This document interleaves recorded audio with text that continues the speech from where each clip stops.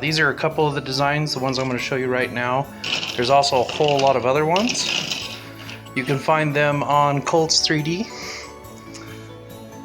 Links are in the description. So the basic gist of what you'll need is some epoxy. Mica powder is what I'm using. The alcohol dye might be a little bit better. You want a flat surface that's level. And then this is just packing tape, smooth across so that the epoxy doesn't stick to your surface. The way I proceed from there is put your 3D printed ornaments flat down, hot glue all the way around so none of the epoxy gets out, and just fill them up. Alright, so there's all of the ornaments hot glued down. It's just important to glue all the way around them.